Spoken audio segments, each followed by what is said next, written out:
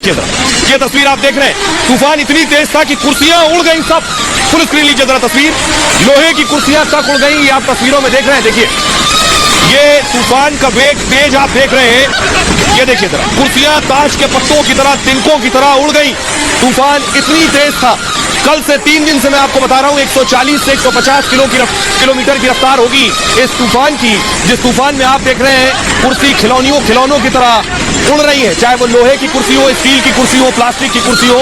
ये तूफान ने जब दस्तक दी उस वक्त की तस्वीर, अगली तस्वीर देखिए जरा। तूफान के बाद देखिए कंटेनर, लोहे के कंटेनर, ये देख रहे हैं लोहे के कंटेनर जो पोर्ट पर रखे थे वो गिर गए ताश के पत्तों की तरह। बड़े बड़े लोहे के कंटेनर जिन्हें उठाना आसान नहीं होता है वो गिर गए, बिखर गए। फुल स्क्रीन लीजिए जरा इस तस्वीर को। ये आपको दिख रहे हैं कंटेनर, ये शिप पर लाद कर ले जाए जाते हैं माल ढुलाई के लिए, कार्गो में। और देखिए जरा, एक के ऊपर एक इतनी तेज आंधी थी, इतना तेज तूफान था, जिसके बाद देखिए जैसे ही तट पर पहुंचा है तूफान, उसके बाद देखिए ये कंटेनर शिप में जिन्हें लोड किया जाता है वो गिरना शुरू हो गए इस तेज हवा से। अब आप हवा की तीव्रता का अंदाजा लगा सकते हैं कि जब हवा पहुंची तो क्या हालात थे, क्या मंजर था, क्या स्थिति थी।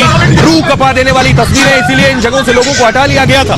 आइए अगली तस्वीर आपको दिखाने जा रहे हैं। अब ये देखिए जो नाव खड़ी थी वो किस तरह से बिखर गई, पानी की रफ्तार आप देख रहे हैं। ये देखिए नाव पूरी तरह से छत विछत हो गई। फुल स्क्रीन लीजिए जरा तस्वीर को। ये भी किनारे की तस्वीर आप देख रहे हैं।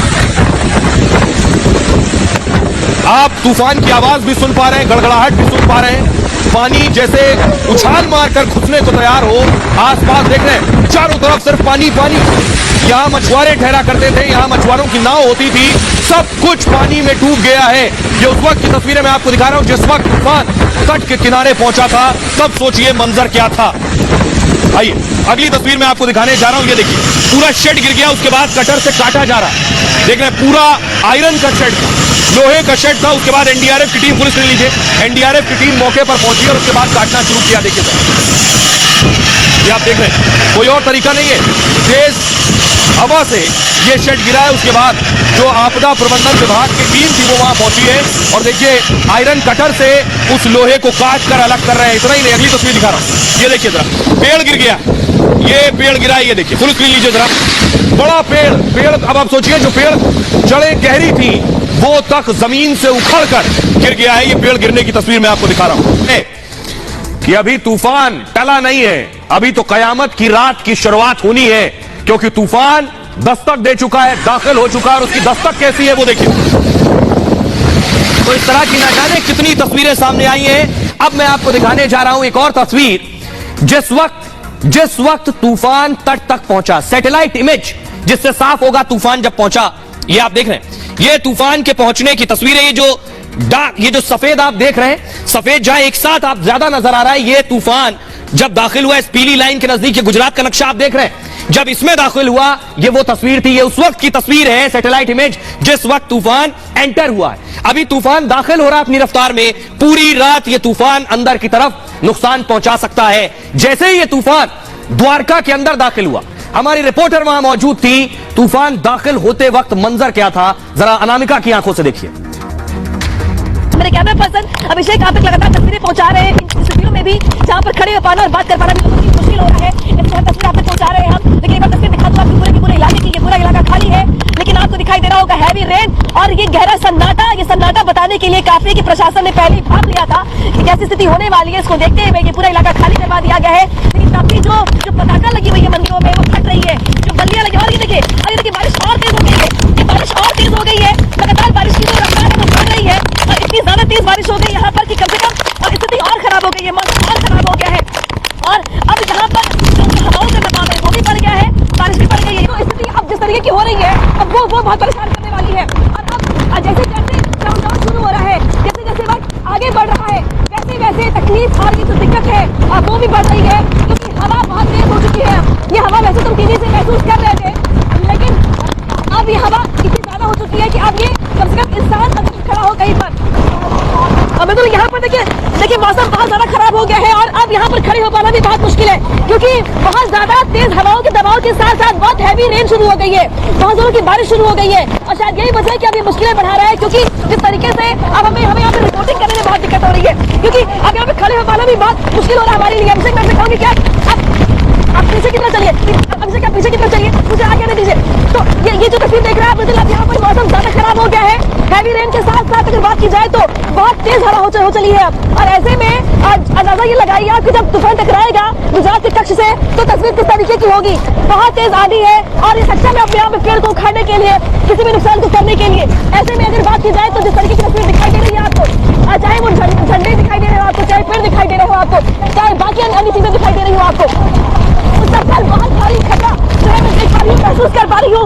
और इसी वजह से हम एक नदी लगातार आगाह कर रहे हैं कि वापस देख रहे हैं दर्शकों को कि वो अपने घरों में ही रहे, हमारी चेतावनी को समझे। और ये भी देखिए कि हालात किस तरीके के हो चले हैं यहाँ पर, जहाँ पर समझ पाना मुश्किल है कि आपके पास विकल्प क्या होंगे।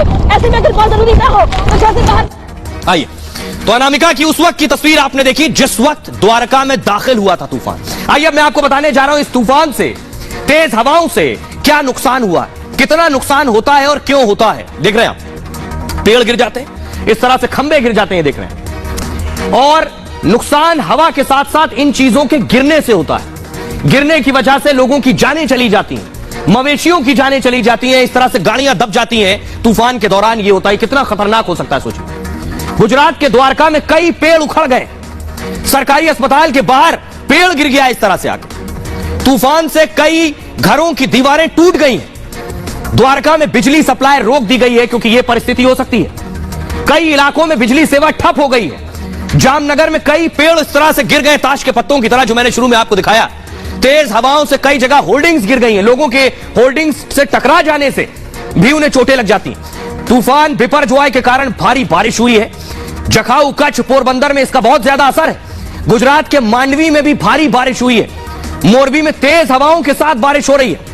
तटीय इलाकों में भारी बारिश हो रही है इस वक्त। कई इलाकों में बिजली काट दी गई है। ये देख रहे हैं आप, मांडवी में भी बिजली सप्लाई बंद कर दी गई है। तूफान बिपरजॉय बेहद ताकतवर हो गया। यह स्थिति है। अभी हालात क्या होंगे? क्या तूफान चला गया लग रहा है? नहीं, तूफान का असर अगले 10 दिन तक रहने वाला है। मौसम विभाग के डीजी मृत्युंजय महापात्रा को सुनिए क्या कह रहे हैं जरा। इसका जो विंड स्पीड है अभी 115 टू 125 किलोमीटर/आवर, और यही विंड स्पीड के साथ ये तट को पार करेगा। मिडनाइट तक कंप्लीट आई लैंड पर होगा। और अभी जो विंड स्पीड चल रहा है लगभग 60 to 80 kmph along end of Saurashtra and Kutch coast के डिस्ट्रिक्ट के पास चल रहा है, और बड़ी तेजी से इसका विंड स्पीड बढ़ेगा अभी, और बढ़ के 115 टू 125 kmph हो सकता है। कहीं कहीं गस्टिनेस में 140 kmph तक जा सकते हैं। और ये विंड स्पीड अभी शुरू हो रहा है राइज होना, क्योंकि फॉरवर्ड सेक्टर जो होता है आई वॉल क्लाउड रीजन, वो अभी सौराष्ट्र कच्छ का जो कोस्टल डिस्ट्रिक्ट है वहाँ एंटर कर रहे हैं। अभी जैसे आप देख रहे हैं ये रडार भुज है। रडार भुज का ये जो क्लाउड मास आप देख रहे हैं इसको वॉल क्लाउड बोलते हैं। और ये वॉल क्लाउड धीरे धीरे आप जैसे एनिमेशन में देख रहे हैं। भाई अब मैं आपको बताने जा रहा हूं जो बात डीजी कह रहे हैं, मौसम विभाग के डीजी जो कह रहे हैं, क्या वो बता रहे हैं कि ये तूफान अभी आगे बढ़ रहा है। आज रात भर ये तूफान आगे बढ़ता रहेगा।